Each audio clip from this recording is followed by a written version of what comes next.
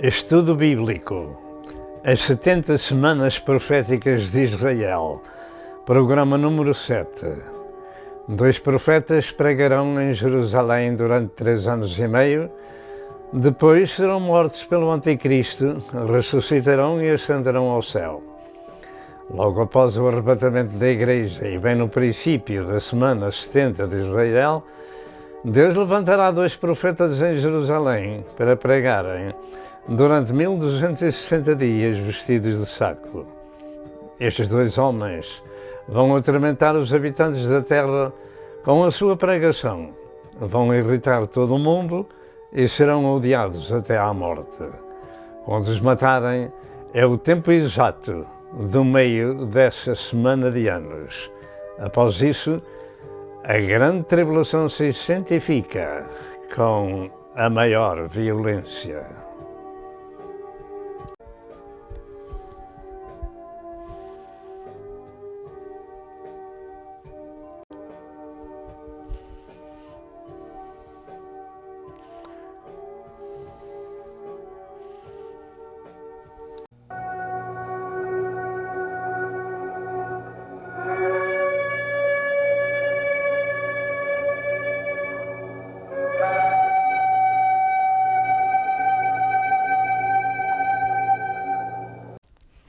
Quem pregará no mundo o Evangelho depois do arrebatamento da Igreja? Segundo as Escrituras, cremos que haverá pregação nesse tempo da grande tribulação de 7 anos. Primeiro, por 2 profetas. Segundo, pelos anjos voando por todo o mundo. Após o arrebatamento da Igreja, em Apocalipse capítulo 11, diz que Deus providencia 2 testemunhas para pregar o Evangelho durante 3 anos e meio, ou seja, 1260 dias. De maneira que crê-se que estes 2 homens serão 2 profetas do Antigo Testamento que nunca morreram e virão para ministrar durante esse tempo em Jerusalém. Estas 2 testemunhas de Deus de Apocalipse 11 são ali chamadas nas Escrituras de 2 oliveiras e 2 castiçais que estão diante do Deus da terra. Deus não se deixará sem testemunho. No tempo da grande tribulação haverá pregação do Evangelho. Eu creio que já bem dentro da segunda metade da semana profética de Israel, Deus providenciará também a pregação do Evangelho através de anjos. Numa última advertência a todo o mundo, Deus enviará estes anjos pregando, voando por todo o mundo, em todas as línguas, tribos e nações, com um último aviso. Tome atenção ao que vai ouvir. Apocalipse 14, verso 6 ao verso 11, diz: E vi outro anjo voar pelo meio do céu, e tinha o Evangelho eterno para o proclamar aos que habitam sobre a terra, e a toda a nação, e tribo, e língua, e povo, dizendo com grande voz: Temei a Deus, e dá-lhe glória, porque vinda é a hora do seu juízo. E adorai aquele que fez o céu, e a terra, e o mar, e as fontes das águas. E outro anjo seguiu, dizendo: Caiu aquela grande cidade, que a todas as nações deu a beber do vinho da ira da sua prostituição.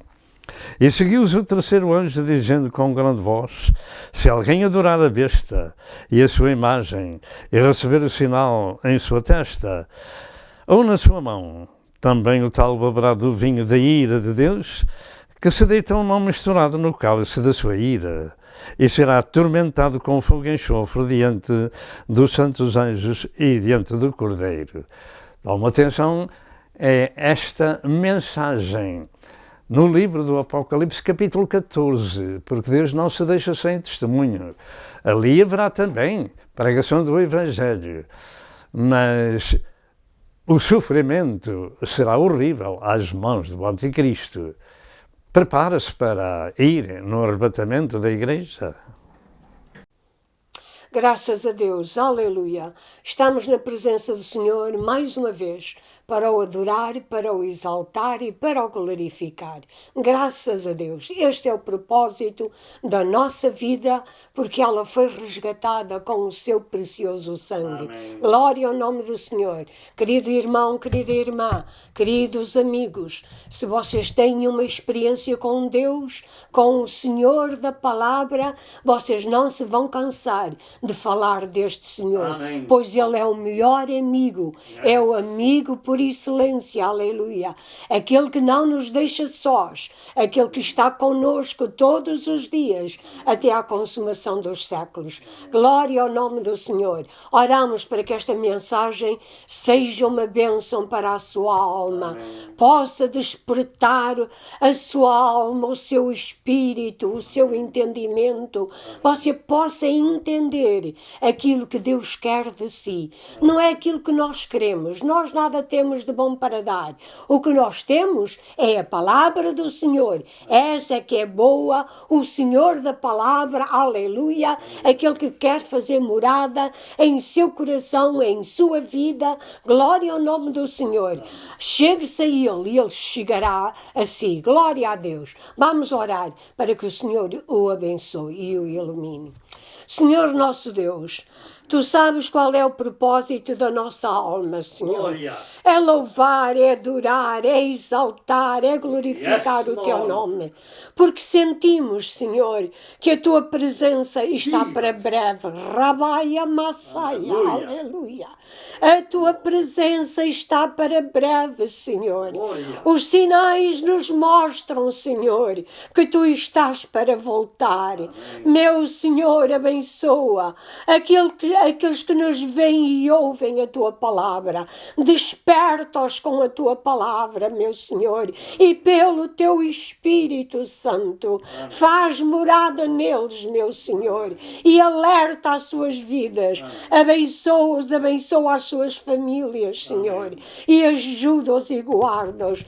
E de um modo geral, abençoa este mundo, meu Senhor, despertando a Tua igreja, Senhor, para a Tua vinda, Senhor. Glória ao Teu nome, pois nós queremos, Senhor, que Tu estás voltando, Tu estás às portas, Senhor, glória, para levar a Tua eleita contigo. Glória ao Teu nome, para as bodas do Cordeiro, aleluia. E é o Senhor Jesus quem nos vai servir, quem vai limpar dos nossos olhos toda a lágrima, quem nos vai consolar. Raboni, Raboni, Raboni, Shalamarra Catita Siribacaianda. Jesus amado, esta é a nossa esperança, a nossa confiança está em Ti.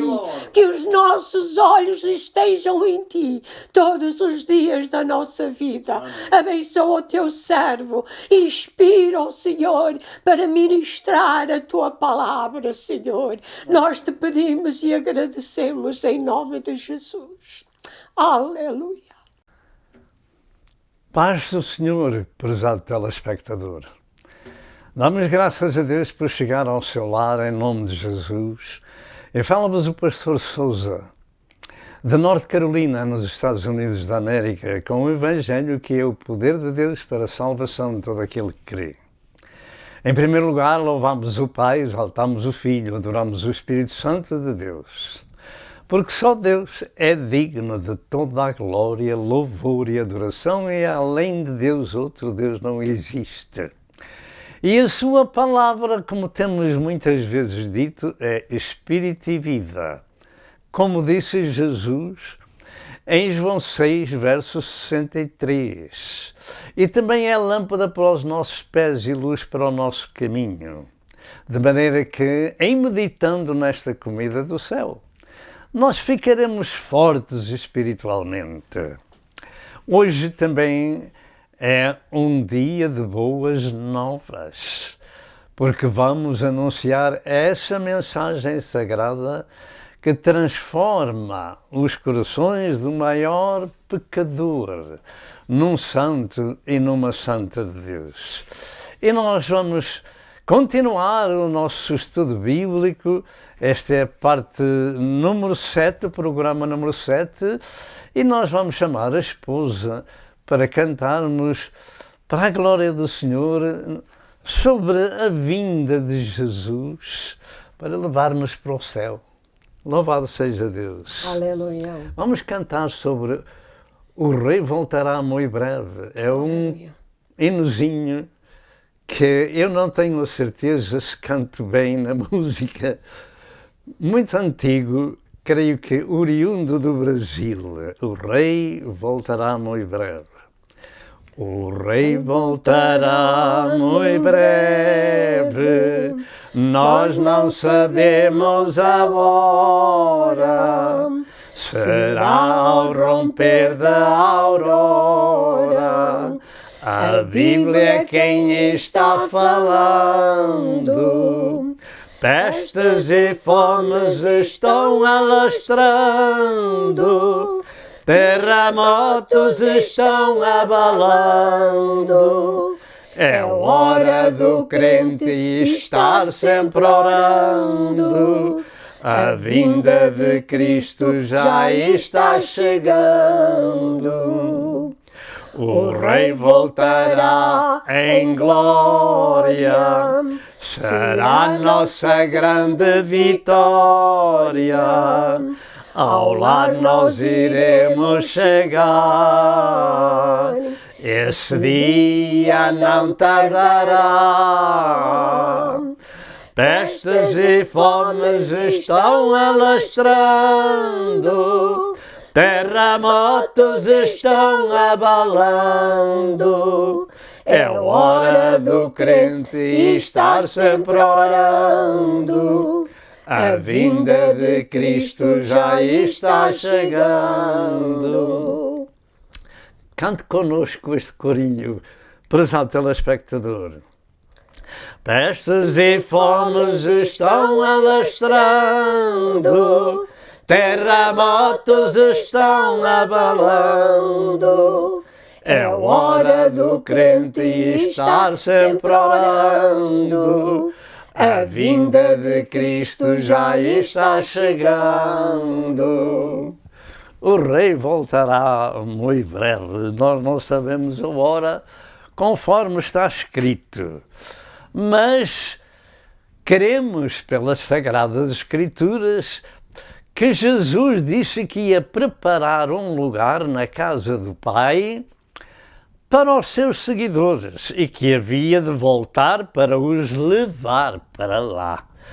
E também prometeu trazê-los para cá. Levá-los para lá, João 14, 1-3, e trazê-los para cá, Apocalipse 19, 11-15. Nós damos graças a Deus por podermos entender a Santa Escritura.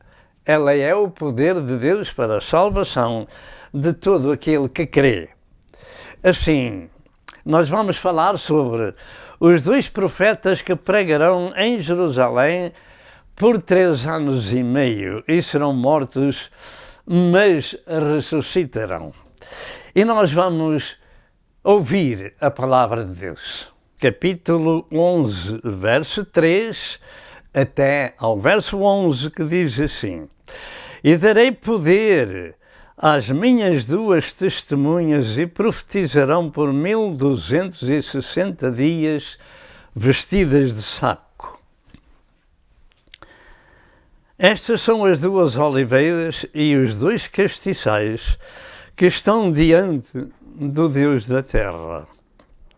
E se alguém lhes quiser fazer mal, fogo sairá da sua boca e devorará os seus inimigos. E se alguém lhes quiser fazer mal, importa que assim seja morto. Estes têm poder para fechar o céu para que não chova nos dias da sua profecia, e têm poder sobre as águas para convertê-las em sangue, e para ferir a terra de toda a sorte, com toda a sorte de pragas, todas quantas vezes quiserem. Verso 7.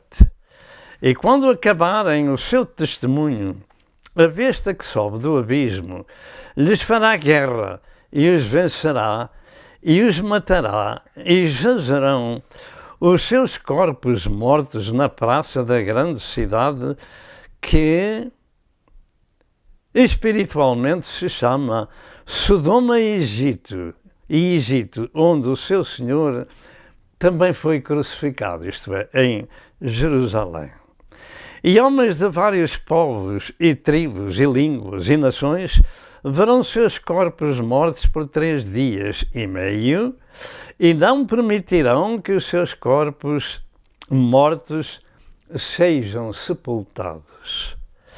E os que habitam na terra se regozijarão sobre eles e se alegrarão e mandarão presentes uns aos outros, porquanto estes 2 profetas tinham atormentado os que habitam sobre a terra. E depois daqueles 3 dias e meio, o Espírito de vida, vindo de Deus, entrou neles e puseram sobre seus pés, e caiu grande temor sobre os que os viram. Até aqui a Santa Escritura. Nós já vimos acerca destes profetas, como Deus lhes chama, das 2 testemunhas, 2 castiçais e 2 oliveiras e dos anjos que pregarão o Evangelho no tempo da grande tribulação. Portanto, vai haver pregação do Evangelho, mas a mensagem, uma é de tormento dos 2 profetas, a outra dos anjos é de aviso. Vejamos então 3 perguntas. Quem serão eles? E qual será o caráter da sua pregação? E qual será o seu fim? Por aquele tempo, e com a Igreja no céu, também eu creio que a dispensação da graça tem terminado e o Evangelho será pregado então destas 2 formas. Primeiro por estes 2 profetas, segundo pelos anjos voando, como diz em Apocalipse 14, verso 6 e verso 7. Existem alguns teólogos que afirmam que haverá ainda uma terceira maneira de pregar o Evangelho, que será pelos 144.000 judeus, jovens virgens, que Jesus vai separar para si. Apocalipse 7, verso 2 ou verso 4. Entretanto, vejamos sobre o ministério das 2 testemunhas, dos 2 profetas, quem são eles e o seu traje. Existem vários teólogos que têm escrito sobre estes 2 homens, chamados nas Escrituras 2 testemunhas, que eles poderão ser Enoque e Elias, homens que nunca provaram a morte e que, segundo as Escrituras, também terão que morrer, como diz em Hebreus 9, em verso 27. Contudo, poderão também ser Moisés e Elias, devido ao facto de que esses homens, no seu ministério, se coadunam mais com os sinais narrados em Apocalipse 11 e verso 6, que tem poder para mandar vir fogo do céu e poder para transformar as águas em sangue, etc. Quantas pragas eles quiserem poderão fazer vir à terra. Existem outros que afirmam que serão homens de Deus que já existem atualmente na terra, mas se assim fosse, o arrebatamento da Igreja e a grande tribulação já deveriam ter acontecido, segundo as Escrituras. Nós não vemos assim. Portanto, nós cremos que a Igreja é arrebatada ao céu e que depois esses profetas aparecerão logo no início da grande tribulação para pregar 1260 dias, ou seja, 3 anos e meio. E seja quem sejam esses profetas, eles terão grande poder até de matarem quem lhes quiser fazer mal, como diz o verso número 5. Também em Apocalipse 11, verso 3 e verso 4, estes 2 homens são chamados, como disse, de 2 oliveiras e os 2 castiçais que estão diante do Deus da terra. E se eles estão diante de Deus, então nos parece que isso é visto no céu. Segundo a Escritura Sagrada, que afirma que estes 2 homens profetizarão por 1260 dias, ou seja, 3 anos e meio, segundo o calendário judaico de 360 dias por ano. Estes 2 homens de Deus serão um sinal para todo o mundo. Primeiro, no seu traje. Compreendemos nós a razão destes 2 homens de Deus se apresentarem ao mundo vestidos de saco. Vamos ver se na internet nós encontramos alguma vestimenta de saco para termos uma ideia. Com esta ilustração, teremos uma ideia como estes profetas virão a pregar e o local exato aonde exercerão o seu ministério, vestidos de saco, e o seu lugar é Jerusalém. E para nosso aviso, meu prezado telespectador, prezado irmão e querido amigo, no tempo do fim virão muitos falsos profetas e enganarão a muitos. Então fico com este aviso, que esses profetas de Deus têm que, por força das circunstâncias, segundo a Bíblia Sagrada, ter um lugar de pregação. E eles só vão exercer o seu ministério em Jerusalém. De maneira que é lá que os profetas aparecerão. Segundo lugar, o seu vestido será pano de saco. E em terceiro lugar, o resto que vemos por este mundo são imitações ou é humanismo. De maneira que nós precisamos de dar atenção que se ficarmos para o tempo da grande tribulação, estas são as verdades bíblicas que as Escrituras nos ensinam. Quando as Escrituras nos informam de vestidos de saco, refere-se a roupa ou vestido confeccionada de pelos de animais, de bodes e de camelos. E estes ou de camelos. E estes servos de Deus se apresentarão ao mundo com a sua mensagem da última hora. A sua roupa também denota a aparência dos profetas do Velho Testamento que andavam vestidos pelos vestidos de peles e pelos de animais, como João Batista, por exemplo, em Mateus 3 e verso 4, ou como Elias, em 2 de Reis 1, em verso 8. Porque finalmente eles vêm no tempo em que o relógio profético de Israel tem de voltar atrás, a Daniel 9, 24 a 27.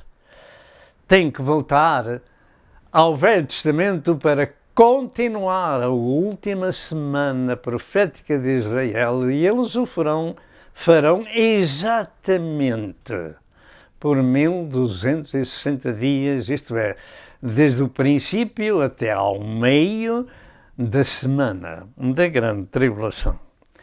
E era dessa forma que os profetas do Velho Testamento profetizavam. E quando o faziam, era por norma sinal de que Deus estava enviando algum juízo e que ele vinha a caminho. Essa roupa dos profetas denotava angústia e estado contínuo e grande aflição. E naquele tempo da sua manifestação na terra, era sinal também do poder de Deus para a salvação de todo aquele que crê. Pela graça de Deus, terminou o arrebatamento. Agora eles eram sinal de que a graça de Deus tinha terminado e eles voltaram a reiniciar no Antigo Testamento o relógio profético de Israel. Agora é tempo de que, se alguém quiser ser salvo, terá que enfrentar a guilhotina do Anticristo, como está escrito em Apocalipse 20, verso 4 e Apocalipse 15 e verso 2. A mensagem destes profetas é de tormento. E isto não só para Israel, mas para todo o mundo. No Velho Testamento, nós vemos que várias figuras, tanto de profetas como de reis, eles normalmente tiravam ou rasgavam os seus vestidos para se humilharem, para que Deus tivesse deles misericórdia. Por exemplo, em primeiro lugar, quando Jacó ouviu que seu filho José era morto, ainda que era uma mentira dos irmãos de José, aquele pobre pai, na sua aflição, rasgou os seus vestidos e se cobriu de saco, ou pano de saco, peles de cabra, de camelo, etc. Segundo, quando Abner foi assassinado, o rei David disse: rasgai os vossos vestidos e cingi-vos de saco. Segundo Samuel 3, verso 31. Era tempo de humilhação e de pedir a Deus misericórdia. Em terceiro lugar, quando o rei Acabe ouviu do profeta Elias a sua sentença para si e sua família, o rei Acabe, rasgou os seus vestidos e andava de saco, ou vestido de pelos de animais. 1 Reis 21, 27 a 29.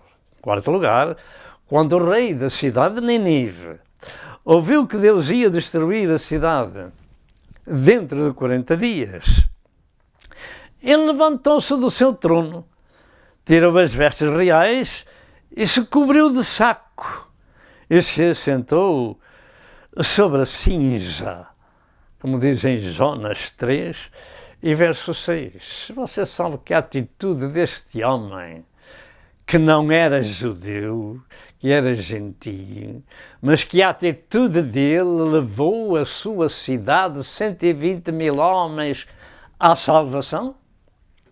Humilhou-se diante de Deus. Portanto, o vestido de saco era uma vestimenta de humilhação e de pedido de misericórdia a Deus. Quinto lugar, quando Jesus esteve na terra, ele disse: ai de ti, Corazim, ai de ti, Betsaida, que se em Tiro e Sidom se fizeste estas maravilhas que em vós foram feitas, já muito assentadas em saco e cinzas teriam arrependido. Lucas 10, e verso 30. Portanto, estes profetas aparecerão num lugar específico, com uma mensagem específica e com um vestido específico. Jerusalém, mensagem de tormento e cobertos de saco. E esta roupa destes profetas, e naquele tempo era exatamente a forma do povo compreender que não tem outra alternativa senão saber que os juízos divinos e piores que os primeiros estão a caminho. E que esta vestimenta dos seus servos deve ser motivo para prestar atenção à mensagem com um coração humilde e humilhado, porque a mensagem deles é uma chamada de Deus ao arrependimento, à angústia e à humilhação.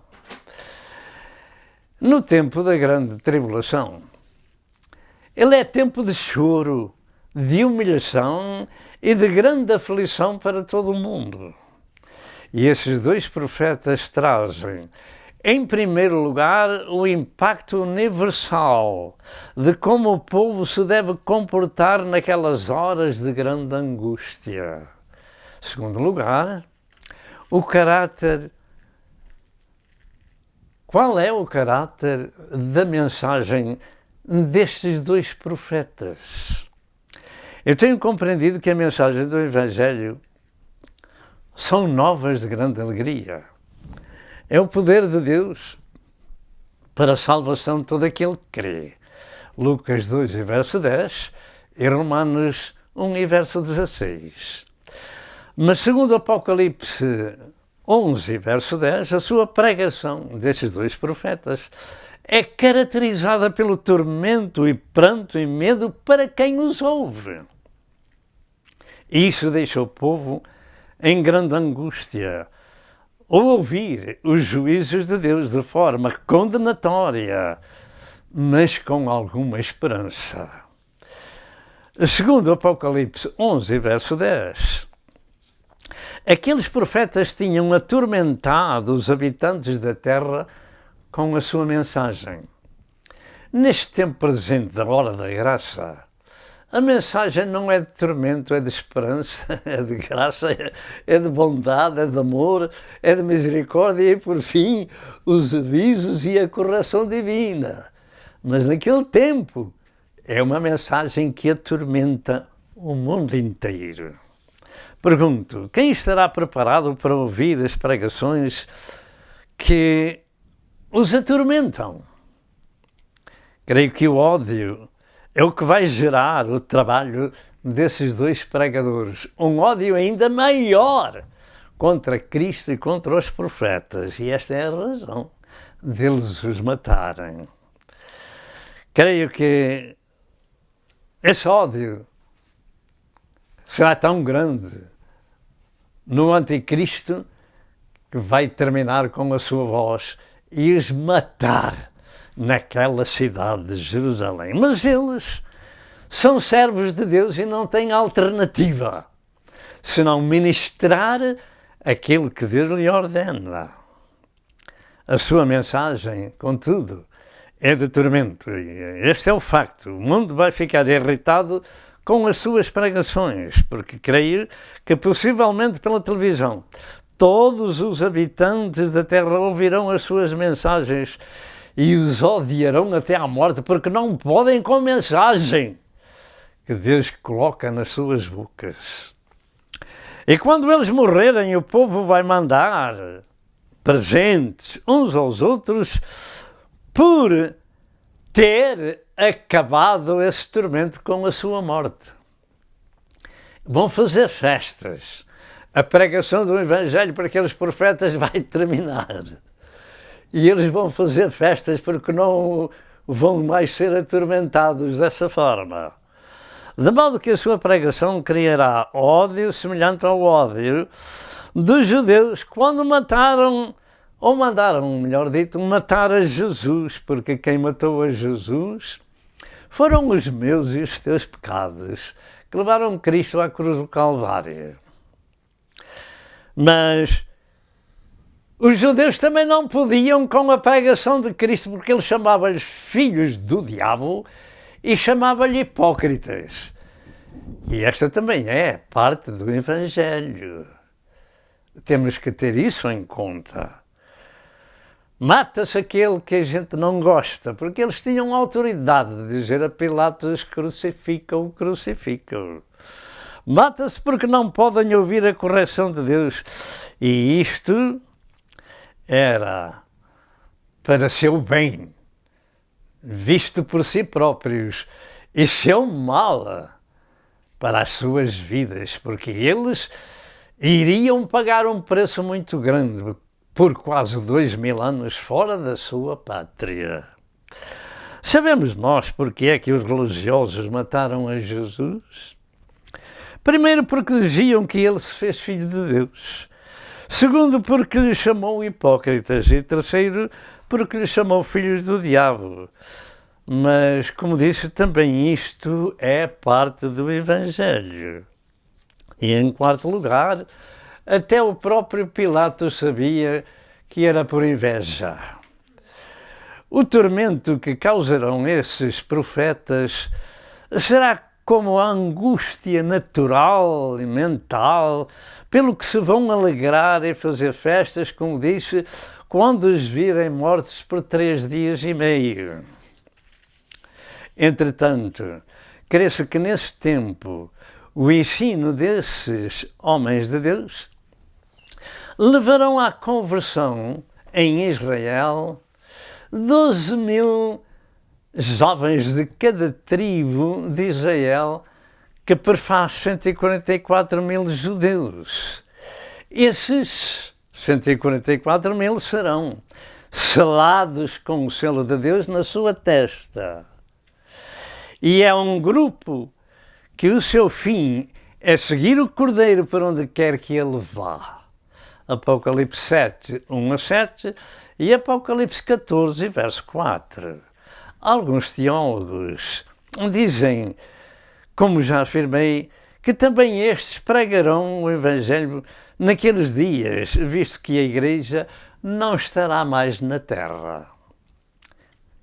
Terceiro, pergunta: qual é o fim destes 2 pregadores? Segundo a leitura sagrada, eles serão mortos pelo Anticristo, ou seja, a besta que sobe do abismo.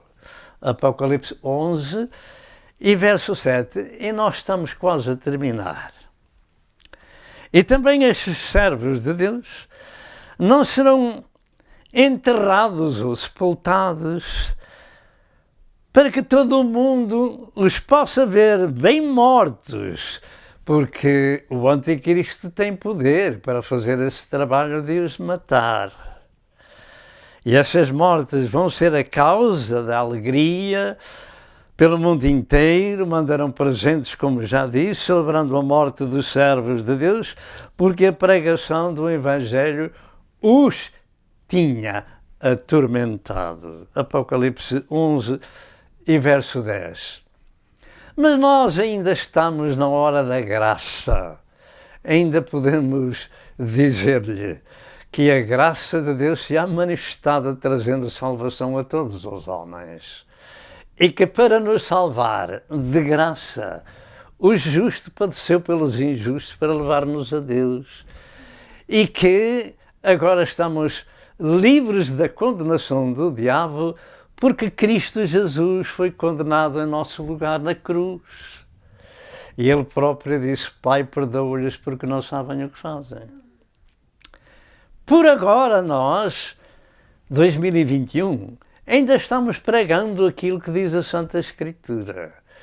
Mas no tempo, logo no primeiro dia da grande tribulação, após o arrebatamento da Igreja, estes profetas terão uma mensagem de tormento para o mundo.